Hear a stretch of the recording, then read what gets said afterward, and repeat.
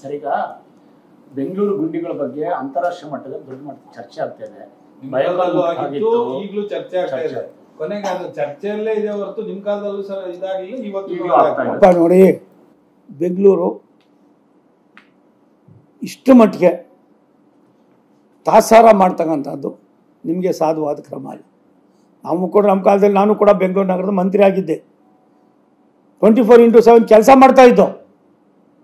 ಎಲ್ಲ ಒಂದು ಕಡೆ ಸರ್ಕಾರನ ಜನ ಬೈಲಿ ಅಂತ ಇದ್ದೀರೋ, ಇಲ್ಲ ನಿಮ್ಮ ಹತ್ರ ಅದನ್ನು ಸರ್ ಮಾಡೋದಕ್ಕೆ ನಿಮ್ಮ ಹತ್ರ ದುಡ್ಡಿದೆಯಲ್ಲೋ ಗೊತ್ತಿಲ್ಲ.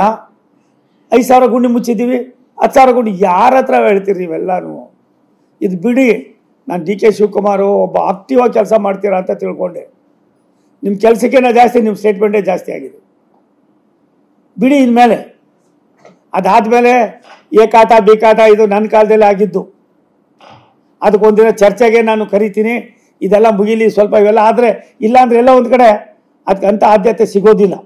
ಅದಕ್ಕೋಸ್ಕರವಾಗಿ ಮುಂದಿನ ದಿನಗಳಲ್ಲಿ ಇಂಥ ಅನೇಕ ಚರ್ಚೆಗಳನ್ನು ಮಾಡ್ತಕ್ಕಂಥದ್ದಕ್ಕೆ ಇನ್ನೊಂದು 15-20 ದಿವಸ ಆದಮೇಲೆ ಈ ಸರ್ಕಾರ ಏನು ಮಾಡ್ತಾಯಿದೆ, ಮಾಡ್ತಾಯಿದೆ ಅನ್ನೋದಕ್ಕಿಂತ ಹೆಚ್ಚಾಗಿ ಸರ್ಕಾರದ ಕಾರ್ಯವೈಖರಿ, ಜನಪರ ಕಾರ್ಯಕ್ರಮಗಳಿಗೆ ನೀವು ಕೊಡ್ತಕ್ಕಂಥ ಅಸಡ್ಡೆ, ನಿಮ್ಮಲ್ಲಿರ್ತಕ್ಕಂಥ ಒಂದೇ ಒಂದು ತಾಂತ್ರಿಕವಾಗಿ ಯಾವುದಕ್ಕಾರು ಒಂದೇ ಒಂದನ್ನು ನೀವು ಲಾಜಿಕಲ್ ಎಂಡಿಗೆ ತೆಗೆದುಕೊಂಡು ಹೋಗಿರ್ತಕ್ಕಂಥ 2 ವರ್ಷ 4-5 ತಿಂಗಳಾಯ್ತಾ ಬಂತು. ನೀವು ಯಾವ್ದಾದ್ರು ಒಂದು ಹೇಳಿ.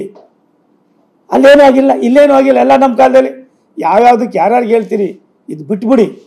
ನಿಮ್ಮ ಕಾಲದಲ್ಲಿ ನೀವು ಅಧಿಕಾರದಲ್ಲಿ ಇದ್ದೀರಿ, ಅದನ್ನು ಸಮಂಜಸವಾಗಿ ನಡೆಸಿ ಜನರ ಮೆಚ್ಚುಗೆ ಗಳಿಸೋದಕ್ಕೆ ಏನು ಬೇಕೋ ಅದು ಮಾಡೋದು ಬಿಟ್ಟು ಎಲ್ಲ ಮಾಡ್ತಾಯಿದ್ದೀರಿ. ಇದು ನಿಮಗೆ ಒಳ್ಳೆಯದಲ್ಲ. ನಾನು ಪದೇ ಪದೇ ಜನರನ್ನು ಹುಚ್ಚರು ಮಾಡಿ ನಾನೇನು ಬೆಳೆ ಬೇಯಿಸ್ಕೋತೀನಿ ಅಂದರೆ ಜನ ಹುಚ್ಚರಾಗೋಲ್ರು. ನಿಮ್ಮನ್ನು ಹುಚ್ಚರು ಮಾಡೋ ಕಾಲ ಜನಗಳ ಕೈಗೆ ಬರ್ತದೆ. ಅದಕ್ಕೆ ಅವಕಾಶ ಯಾವ ರೀತಿ ಮಾಡ್ಕೋತೀರೋ ಅದು ನಿಮ್ಗೆ ಸೇರಿದ್ದು.